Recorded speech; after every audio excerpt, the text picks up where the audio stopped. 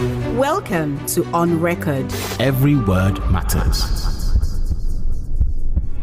What I want to do is to take Nigeria from consumption to production. My name is Mr. Innocent Chuboma. I started by trading on motorcycle scrappers. They really ask, how much is the Nigerian life worth? Policing is everybody's business, not the business of the men on uniform alone. We will establish student loan 4 years course or the 4 years course. When you dispense, a pharmacist dispenses a drug to a patient, the name of the drug must be written on the envelope. On Record is a 45-minute program where we discuss the actions, inactions of government, ministries, departments, and agencies, as well as business and health affairs that shape our worldview. Join us 9 a.m. every weekday on your urban lifestyle station, High Impact 102.1 FM. On Record. Every word matters.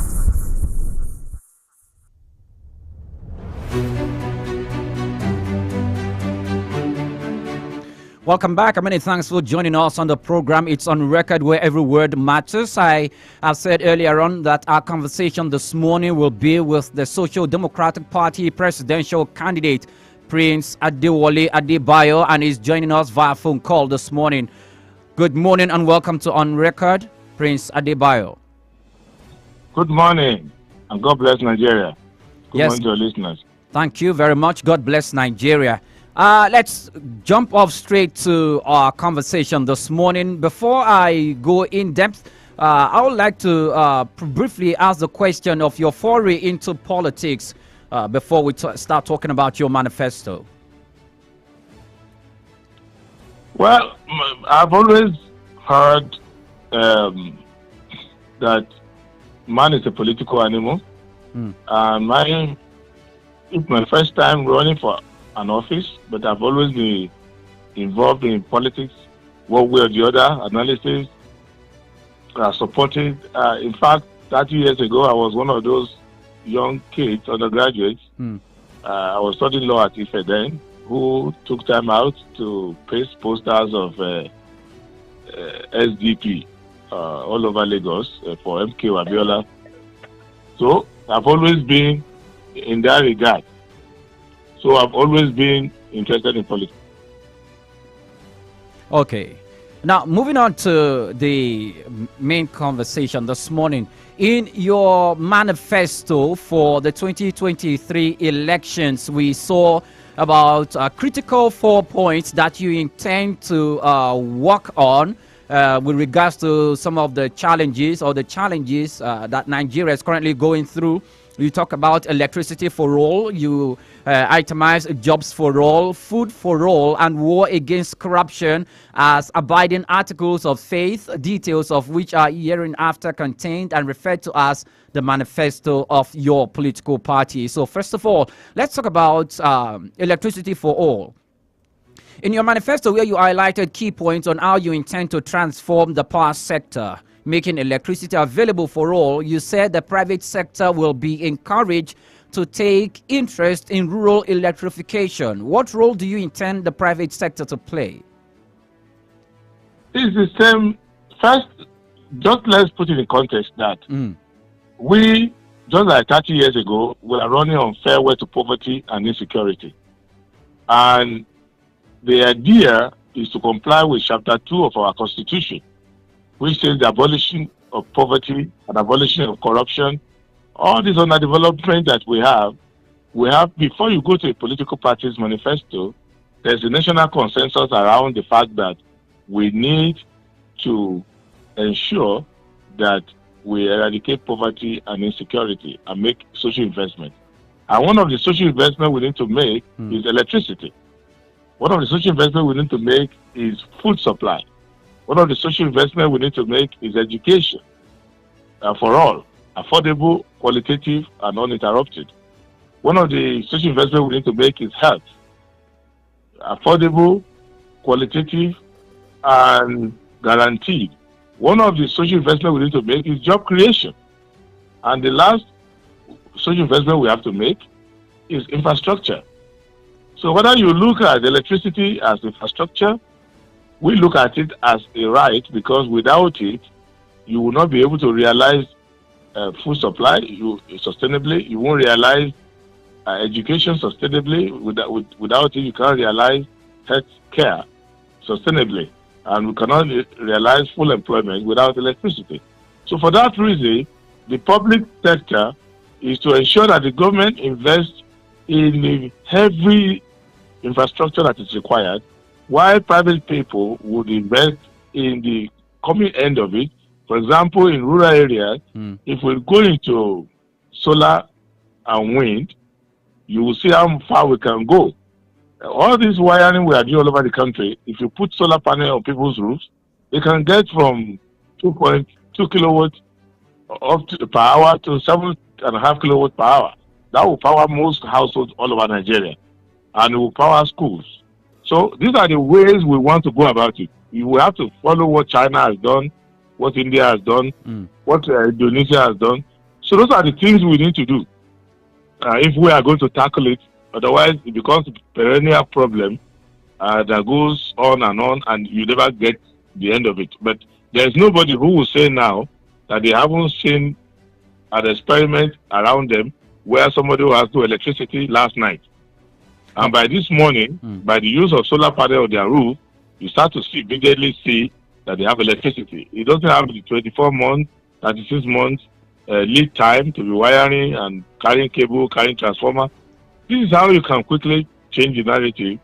Yeah, it will surprise you that in September 2001, that is 22 years ago, I was on National Council of Power, and I was advising Obasanjo's administration that the plan they were having would never lead to electricity in their lifetime.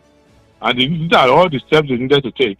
22 years down the line, I'm sorry and ashamed to say that I was right. So we need to take that action now and move our people out of poverty. Okay, I'm very glad you had to reference the Olusegun Obasanjo administration and that you are equally in a critical position at that point in time to influence decision making and policy. But at the same time, let's look at it in one of the positions that you took that is quite highlighted in your manifesto. You referenced the integrated power project, which was birthed in the First Republic in Obasanjo's administration. Since you were there then, what was the challenge that his government then faced that the IPP didn't actually meet its target? It fell short of its target. Well, I advised them. I wasn't part of their government. I was just there advising. Okay. I advised them is that one, the integrated power supply power project. Yes, it is a system to have that's why it's not integrated, to have one power system across the country. So given the fact that most of the engineering is external procurement, we don't make transformers, we make some cable, but we don't make the more advanced cables, we don't make any of the dams, turbines, we don't make any of those things.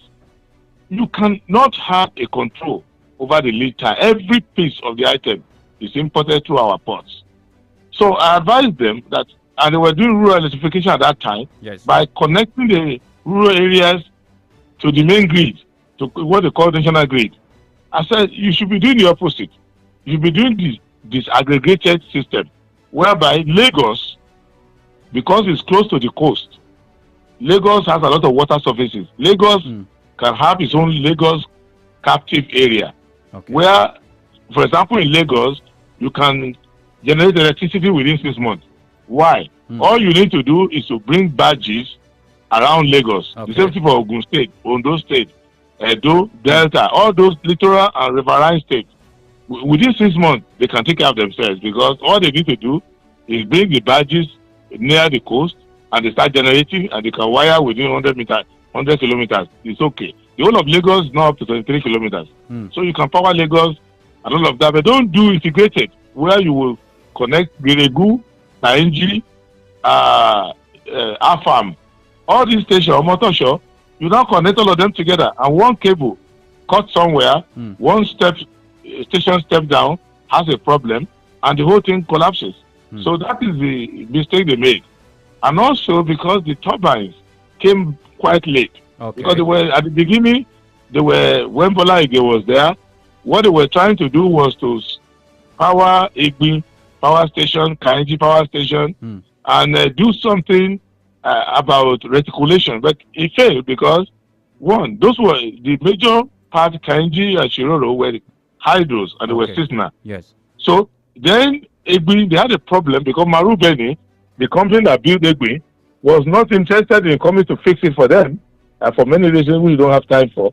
So I advised them on all of that. So what we need to do now is to do the opposite of what they did, which is to say, if you can get power in your area, just get power in your area. So you have pocket. Then the National Integrated Power Project can now take a period of 7-8 years to build as a backup, so that if your own system fails, catastrophic failure, we can now support you. Grid. It will now support you, but the national grid cannot be your main supply. Because all of us cannot be feeding from one tube. If that tube has a problem, all of us are in darkness. Yes. Okay, thank you very much. Now, like you rightly said in your manifesto, electricity is basic and central to all forms of developmental activities, and affordable and constant power supply is critical to industrialization. You said your goal is that in the first 5 years, 25,000 megawatts will be generated to arrest that crisis. Now, the reason I'm asking you this question is because governments past will come up, churn out manifestos right in the face of Nigerians and the voting populace, because they are well aware of the crisis that the country is going through in those specific and critical sectors. But when they come into public office, they were unable to deliver on their promises. How would you be able to generate 25,000 megawatts within the space of 5 years? How possible is that? That is even the minimum. We put the minimum there. First of all, do you know that in Lagos, for example, let me reframe it. The government is saying that all they are generating is about 5,000 megawatts. Yes. Correct? Sometimes they will say 7,000. Sometimes they will say they are. Lagos consume more than that on a daily basis. Lagos. Yes. So even Lagos last night must have consumed around 9,000 megawatts. That's Lagos alone. How? By use of generators in different houses. I better pass my neighbor 1 kilowatt. This other person 3 kilowatts. Other person 10 kilowatts. So we are generating it already. Only that we're not generating it in a clean and aggregated way. That's what I'm saying. Okay. So all I want to do is just to do for the people what they are using I better pass my neighbor to do. So is that your neighbor who is garden pepper and using like 2 kilowatt per hour and making all the noise. If I give him a 7 kilowatt solar panel on his roof, he will get the same result. So that's what I'm saying. Okay. Lagos state government, with all the wastage that they are creating, if we allow Lagos to generate its own, even without combining with Lagos has some gas. If we carry a turbine from Canada, I'm giving long distance. If you carry a turbine from Canada or carry a turbine from, say, Russia, and you are bringing a turbine, in 4 months, no matter the sailing condition, the turbine will arrive. In about 3 months, you will set up the turbine. Lagos will be able to generate 10,000 kilowatts clean from gas. So gas is passing through. If you are coming from Ibadan, Mowe, Redeem, all those places, there's a gas pipeline that is carrying gas. The gas company has it. There's gas in it. Some companies along the way are compressing the gas. So if you compress those gas into convert people's generators around, you generate enough and you'll be quiet. So it's done. It's doable. It's just that you have to do it at mini level, micro level, medium level, but don't stop the integrated power supply. You keep doing it. It's like trying to, I don't know if you remember, there was a time they were building the London tube. They wanted to build a train station to Heathrow. While they were building the train stations, they were using buses to carry everybody free. So for many years in London, about 2 or 3 years, anywhere you are around the Heathrow airport, they will carry you on a red bus for free. I see. This is what I'm trying to do, that while we are building the integrated power project that can take us 15 years, 10 years to build, but you can actually bridge it for people by doing clusters for them. And for example, many parts of Nigeria have rivers. On some of the river, I told Buhari's government, and I advised them, and I said, at no cost to the government, I will bring companies from Norway, from many parts of Europe. They will come and put solar panel on top of these rivers. The papers are still there. You can call the Minister of Water Resources today. You will call them. I brought the projects to them. They didn't follow it. Maybe it's too complex for them. Maybe they have other reasons. But this is the solution to our power project. Okay, now, thank you very much. Let's move away from rural electrification and the power sector issues. Let's go to another part of your manifesto that actually struck us very, very at the core. The main point of your manifesto is a bid farewell to poverty and insecurity. Poverty and insecurity are currently it's one of the challenges that the government is facing critically. The way you made it sound in your manifesto, it looks like a very, very simple challenge that you will tackle at the snap of your finger.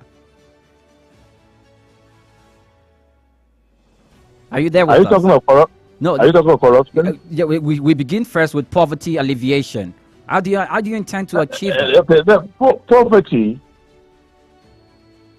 you can actually deal with poverty at micro level with the snap of a finger. That is true. But sustainable poverty alleviation requires, or eradication requires you to tackle corruption, poverty at its root. The root of poverty in Nigeria is the government, because the environment itself doesn't want you to be poor. If you wake up in the morning in Nigeria, in some communities, a mango can fall on your head. You can see yam grown by itself. You can see water in front of your village, fish swimming across your front. You can see an animal in the bush jumping up and down. So you can see that nature around you is abundant. So the poverty in Nigeria is not a punishment from God, because He didn't put us in an arid desert. He didn't put us on a rocky land. He put us in a land that is a paradise and very fertile. So poverty was not known to us in the past. And you can go and read from historiographers, explorers, geographers. They will tell you that poverty did not enter Nigeria until modern Nigeria. So there is no history in the past of anybody not being able to feed themselves or be in a house or clothe themselves in Nigeria, except if they had a culture of not being clothed. Now, what is happening in Nigeria is that if government doesn't want people to be poor today, government can do it. The people who are poor in Nigeria are being robbed blind. They are being robbed by the government. The money Nigeria made yesterday, if the government accounted for it 100%, even 90%, nobody will go to bed hungry. That's what I'm saying. It is the people being robbed by the government that are poor. So why is it that people are talking as if poverty is difficult to deal with? When I told Nigerians that 80% of the crude oil sold in Nigeria is stolen. So if you steal 80% of somebody's income, how would they not be poorer than they should be? If an accountant general of the federation can take Mr. ADEWOLE, 109 billion in one day. Okay, let me interrupt you here briefly, please. Because of our time, and I needed you to answer a lot of questions within the space of the limited time that we have. Now, when we talk of poverty, I think most of the times, most presidential candidates of the political parties whom we have spoken to as well tell you that this is something that we can deal with. But most of the time, what they don't put into consideration is the teeming populace of Nigerians who are graduating from higher institutions on a yearly basis, spanning into hundreds of thousands of these students. The job market in the country at the moment. With due respect, you are getting it wrong. No. Just a moment. I'm not getting that wrong. From statistics, just last 2 years. You are getting the framework wrong. The framework. Let me finish with my question first, Prince. Now, the thing is, about more than 200,000 students are graduating from the universities on a yearly basis, and the job market it's not strong enough to accommodate these persons, either in a way of establishing entrepreneurial activities or bringing them under the employment of the government food or the private sector. So, how do we address that lacuna, that gap? There is no gap. That's what I'm telling you. It's an artificial construct. Artificial construct. Yes, because our agricultural sector can absorb 43 million graduates. I'm not talking about 10 people. If only they are not stealing the money in the Ministry of Agriculture. Okay. We have land. The armed forces can employ 1 million people because of the vastness of the land in the country. Doctors, how many army doctors? How many army engineers? How many army pharmacists? How many army lawyers? How many nurses? So what I'm telling you is that they have confiscated the resources of the country. As a result, they are siphoning 90% of the money. So because of that, they will tell you that there's no space. The same reason they will tell you we cannot admit all the students to the university. The same thing they will tell you there's not enough space in federal government colleges. Whereas we can build 360 federal government colleges at the cost of how much money was stolen by one Accountant General of the Federation. So people are creating artificial scarcity. So Nigeria is like a family that receives one trailer load of rice, 600 bags of rice, and they are a family of 10. And they are being given every month one trailer of rice. Then their uncle sells all of it and gives them two bags. And say, well, all of you, 10 of you have to share 2 bags of rice a month. And then somebody will say, okay, how do we ration this? You can never ration it. You have to go back to the original question. How many bags of rice is this family entitled to? So what you need to ask yourself is, before you talk of poverty, how much money is this country making? It's only if our money is not enough, then we agree that we are a poor country. Therefore, let us ration. But if 1% of the population is stealing 90% of the money, and you are now telling me that the rest of us now have to ration, and we have to manage poverty, we have to alleviate poverty, that's not correct. You need to elect a government that will make accountability number one. If you are losing $4 billion from stolen crude oil, now then you are being asked to manage zero. NNPC is bringing zero because the little money they are making, they claim that they are using it for a fuel subsidy. So, but you are losing $4 billion. If I could go to Holland and see of Nigerian stolen crude in tank farms in Antwerp, in Rotterdam, and this is the money of Nigerians right there, and you are telling me that I cannot alleviate poverty, I cannot eradicate poverty? Okay. When I can create employment in road construction alone, and that can absorb about 1.1 million people just fixing our roads, and all that money is gone and is used for politics, and you are producing governors who come in very lean, very average, and they are now richer than their state, and you are producing ministers who have enough money to run for president, people who are just managing their life before, and you are producing a president who has less than 20,000 naira in his account, and now everybody in his family is a billionaire, and they are buying banks. Okay. Are you telling me? Okay, Prince Adewole. I don't know where the money is. Okay, Prince Adewole, we are due for a break at the moment. Please stay on the line. We'll go on a break and return shortly. But before then, my conversation has been with the Social Democratic Party presidential candidate Prince ADEWOLE ADEBAYO, and we've been having conversation based on what he itemized on his manifesto for the 2023 presidential elections. The number to call in is 0700 1021 1021. And I take that again, the numbers to call in 0700 1021 1021. You can equally send WhatsApp messages to 0907 224 5018, 0907 224 5018. We're off for a break, and when we return, our conversation with the SDP presidential candidate continues. To stay with us. Beyond the everyday conversations, away from the noise and rumors, despite the trends, every word counts, and it stays on record. Every weekday, 9 a.m. on your urban lifestyle station, High Impact 102.1 FM. Call us 0700 1021 1021. WhatsApp 0907 224 5018.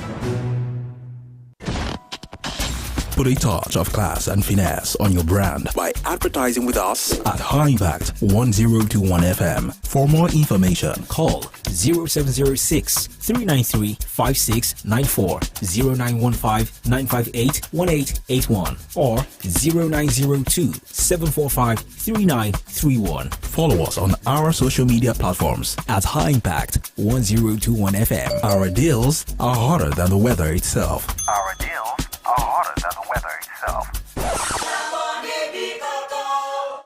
The best music, the best people, the best talk on High Impact 102.1 FM. Watimagbo. On record. Every word matters.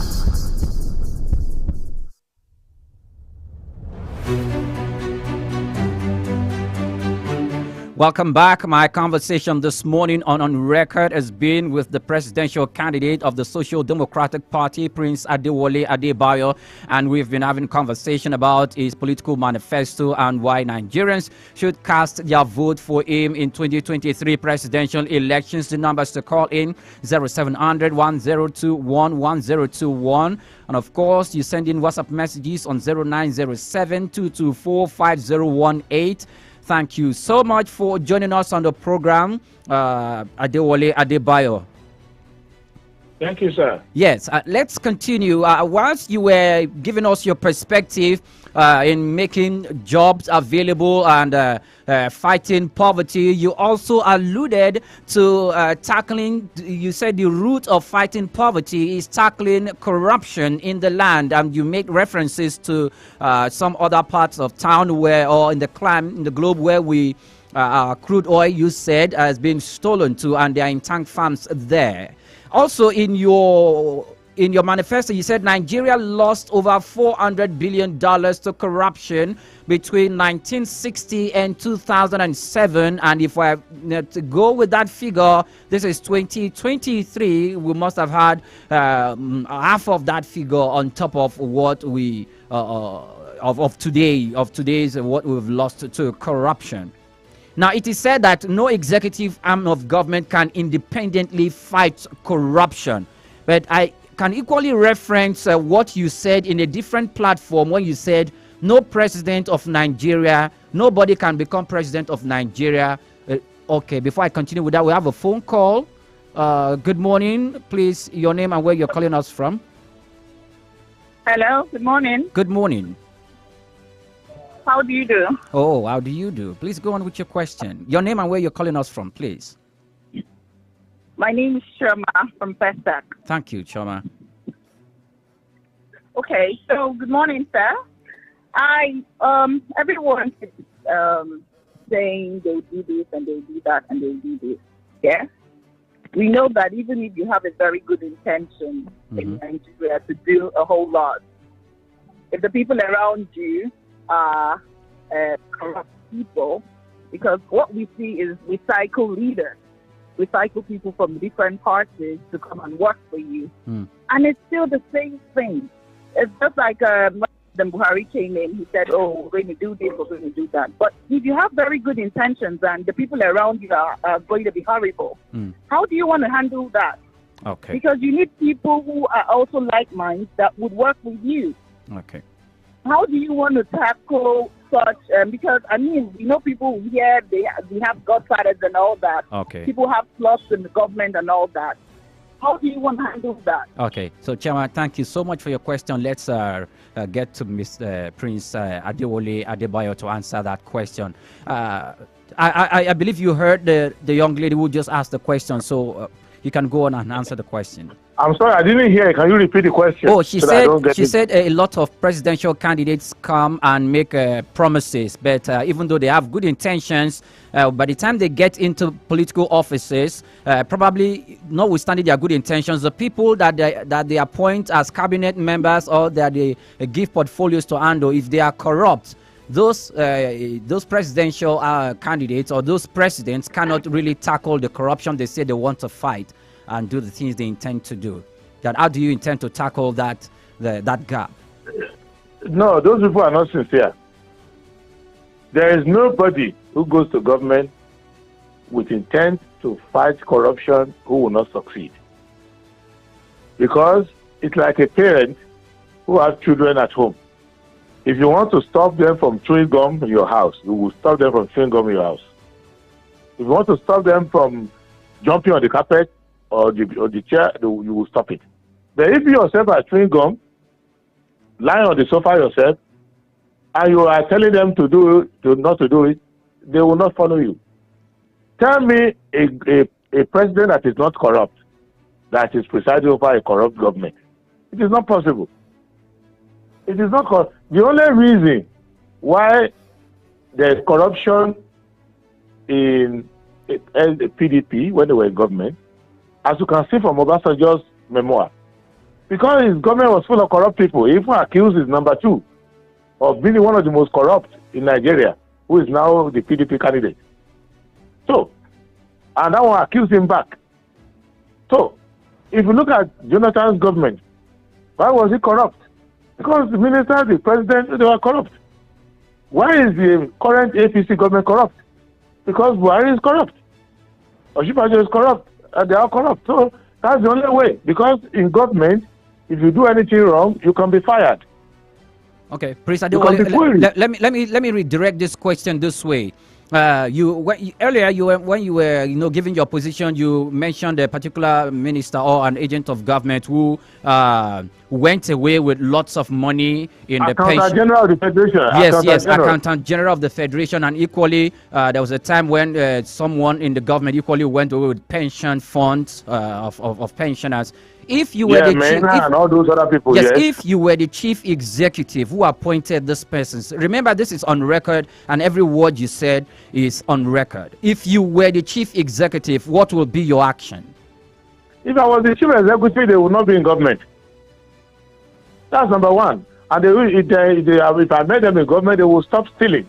If they would not be in government, would they be in prison? Would they be in prison, or would they be at home? No. What if the stealing will not occur to start with?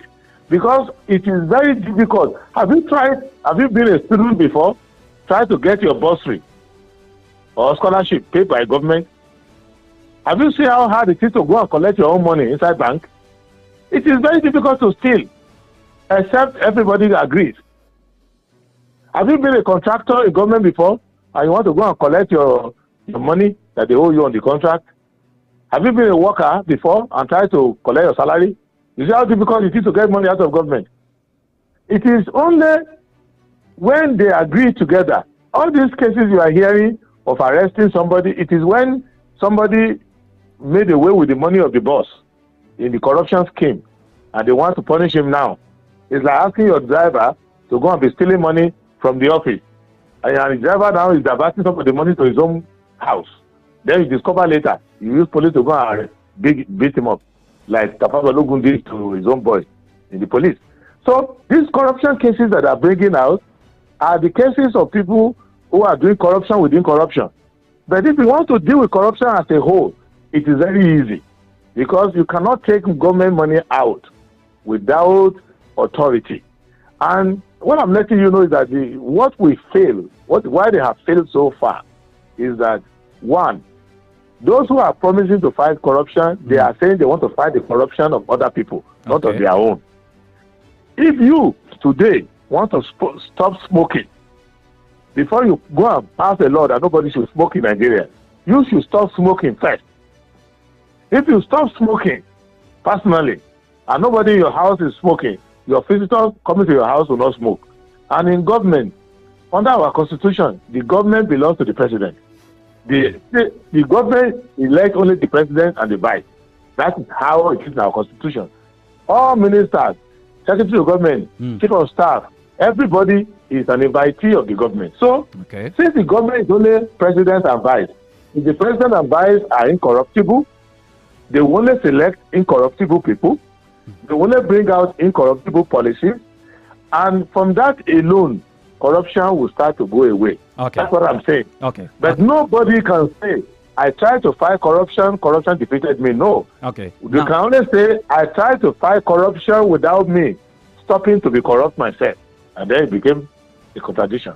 Now the question I was asking before we were interrupted by that call. I'm going to rephrase that question again. But before then, let me call out our lines again. The numbers to call are 0700 1021 1021. I take that again, 0700 1021 1021. You can send in WhatsApp messages to 0907 224 5018, 0907 224 5018. I'm having a conversation with the Social Democratic Party presidential candidate Prince ADEBAYO. Now, the question still borders on corruption. There was in another platform, I watched your interview. You said that it is impossible for any presidential candidate or anyone to become president without fraud. I need to have some form of clarification from that statement, what you actually meant when you were making that statement. What statement is that? That nobody can become president in this country without fraud. Without what? Without fraud. Fraud? Yes. No. What I said, I want to become president without fraud. But what I'm saying to you is that the way in which you are doing your politics, okay, the way in which the politics is being done so far from 1999 to date, encourages corruption because the politics is so expensive. And people are expecting you to do expensive things. When people are supporting you for president, they will say, I've not seen your banners everywhere. I've not seen your T-shirts everywhere. Okay. So you are supposed to spend 5,000 Sorry to interrupt you once more. Assalamu alaikum. We have a phone call online. Good morning. What's your name and where you're calling us from? Hello? Hello? You're live.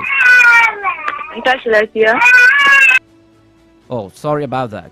We lost that call. Yes, please go on with your perspective. People will tell you, are you a serious candidate? We'll not see your billboard everywhere.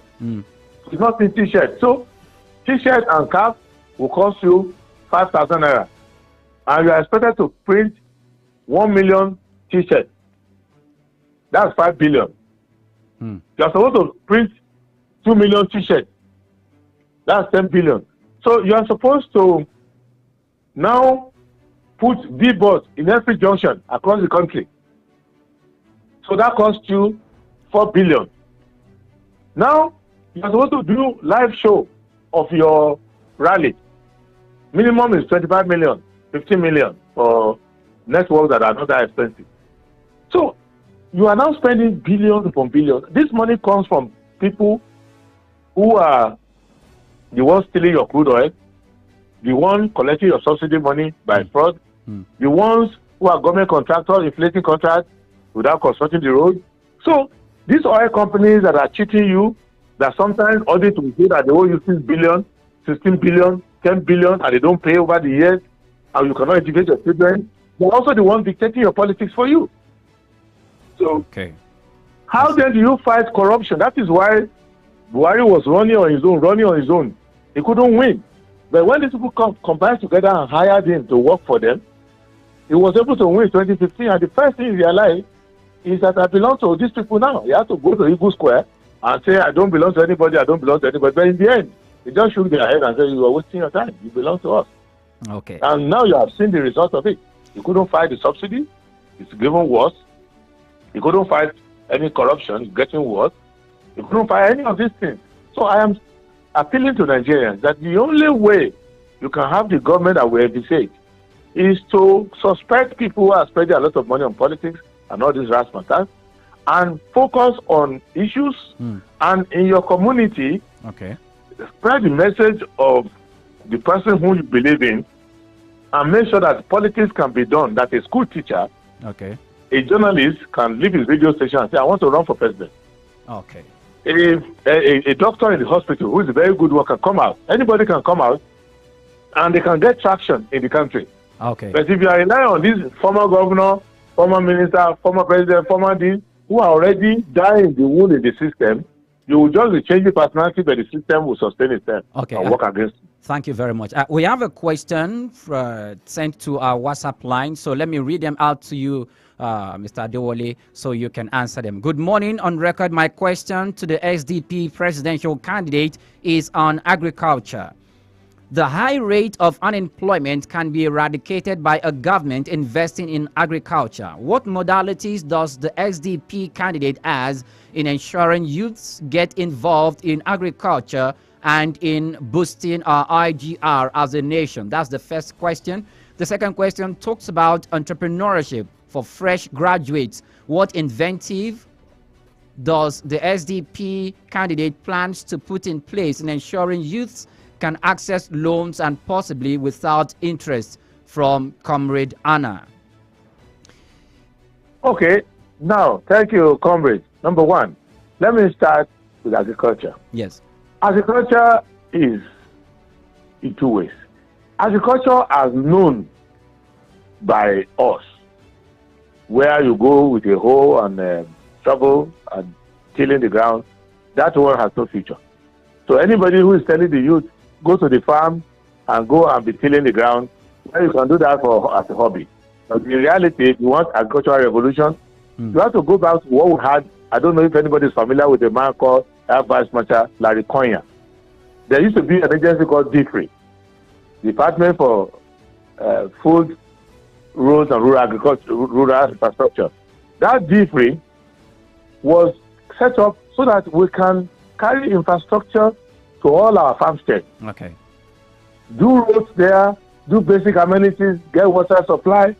Once you do that, and in Nigeria of today, also do that with security.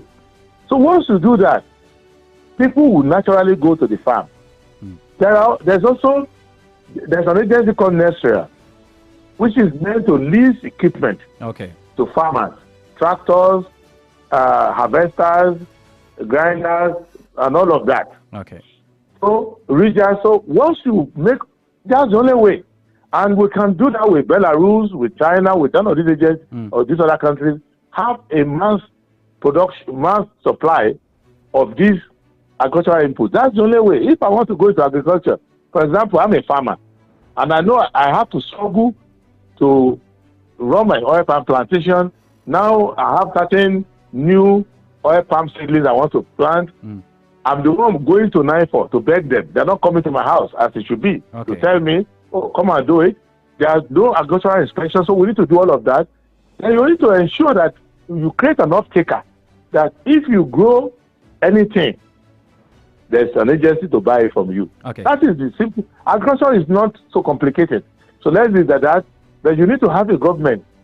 Currently, a lot of money goes into agriculture, but it's just to buy fertilizer and share the money among themselves. Okay, Mr. Adewole Adebayo, I apologize. I had to interrupt you again. We have less than 7 minutes, and I want to ask. I still have a few questions I needed you to attend to before we call it a day. Let me briefly talk about because in your manifesto you alluded to youth participation.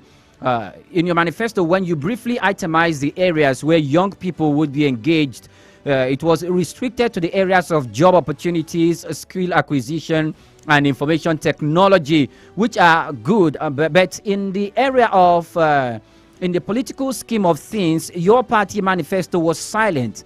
Does the Social Democratic Party have plans for intelligent and capable youthful Nigerians to be involved in making political decisions like heading ministerial positions and the likes if you become president? First and foremost, let's get it right. Number one, we are already doing that. I'm a youth and I'm the presidential candidate. My vice president is a youth, younger than me. Okay. Most of our governorship candidates are youth. The entire National Executive Council of my party is dominated 90% by youth. My national chairman is a youth like me. So we're already involved in it. So it is not a promise. That was a constitutional right. You don't put such in the manifesto. Because it's the constitutional right of the youth, being the majority in a majoritarian system, like a democracy, to be in charge. And we're already doing that practically. But Comrade Hannah asked a question earlier regarding entrepreneurship. Yes. The two things I want to say about entrepreneurship is one. We want to give full employment to youth first. So that you don't have emergency entrepreneurs, one-man CEOs. Because when people are looking for employment and they can't get stable employment, so somebody study pharmacy, there's no space for them to practice pharmacy in the government hospital or manufacturing company. Then they will go and form Tony Ajayi CEO and be selling wrappers. I don't want that kind of entrepreneurship. I want entrepreneurship arising from youths who have options of full employment, but they decided on their own that they rather employ themselves. So if you create full employment in the economy, many of the small CEOs you find around, small businesses, they will abandon it and go and do those work and go and do, because many people want to be in a career, stable career. It's not everybody who likes risk taking. So I won't force every youth to become a self-employed person. I became self-employed as a matter of choice because I had opportunities to get jobs. I decided to say I want to practice law on my own. So I want that kind of level of decision making to be the case. But as for youth participation in politics, we're already demonstrating it. We don't need to promise it. We're already doing it in all areas. Okay, thank you very much. Now, let me briefly ask this last question. I'm sure you're aware of the monetary policy of the current administration and how the nation at large has been affected one way or the other. But then there is this poll that came out recently. The ANAP poll came out some time ago, and they said the Labour presidential candidate Peter Obi will win the election. There is another poll that came out very, very recently is saying that the All Progressives Congress presidential candidate will win the poll. What's your response to all this poll? Does it affect you in a positive? Those polls are part of campaign efforts by those people. It's not really irrelevant. Everybody has a way of campaigning. I'm campaigning now by talking to you and answering questions. Some people campaign by sponsoring polls and do whatever. Bottom line is that the election should be the aggregate number of people voting and the preference that they have. So all I want is imagine a situation, which is what I desire, where out of the 93 million voters, if 70 million show up and 36 million vote for me, what does it make of that poll? The poll is useless. So I would rather spend my time on the actual thing, than speculating. I'm more interested in reaching as many people as possible, explaining the reason why we must eradicate poverty and insecurity, explaining the tools available to us to realize that you have to believe because these tools are available on the ground already. The wealth with which to eradicate poverty is already within our midst.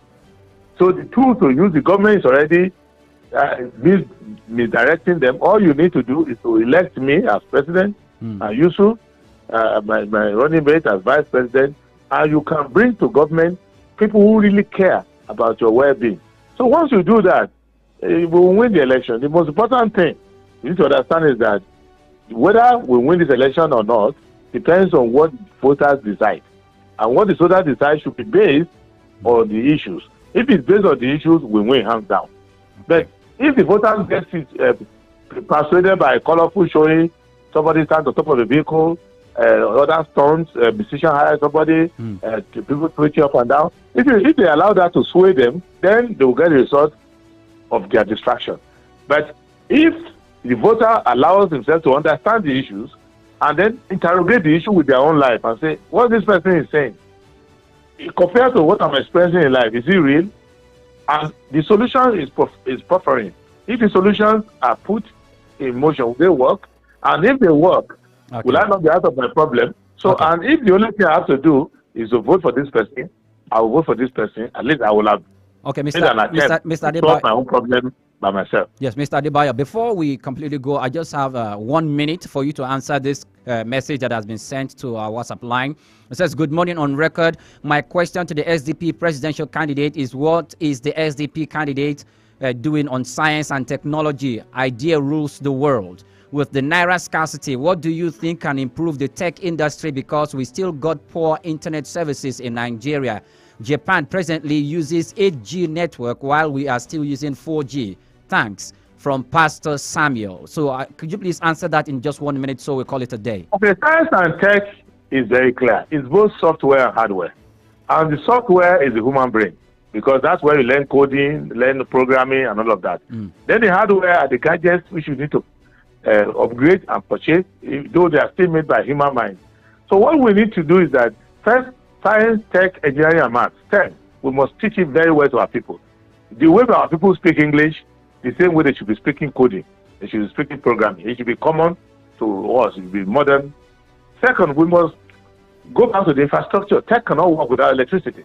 So that is why we started the day by talking about electricity. Okay. Thirdly, the government as a whole must itself become a tech-based government, must become digital. So that way we integrate it, because knowledge is within our people. So we have that knowledge already, but you need a system and you need a government. I am, for example, the most tech savvy. I'm an IT sector lawyer for many years. I've been to many programs in California, so I know this sector.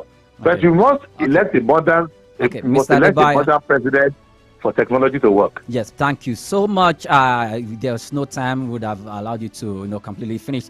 Today was on record. I was having a conversation, I had a conversation rather with 51-year-old Prince ADEBAYO, the presidential candidate of Social Democratic Party, on record. Thank you so much for your time, Mr. ADEBAYO. Thank you, and God bless Nigeria. God bless Nigeria. And that's all, George Curtin on record. I am Oyin Priye Krumale. Many thanks for listening.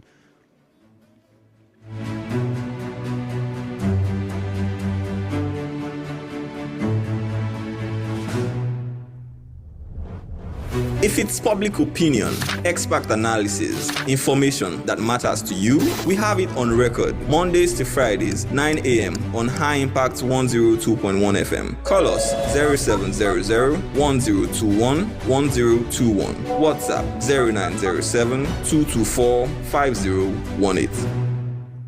Here are some guidelines to follow when voting on election day. Step 1. Upon arrival at the polling unit, an INEC official will determine whether you are at the correct polling unit by checking the details on your permanent voter's card, PVC. Step 2. The official will use a smart card reader to confirm that your card and details are genuine. He or she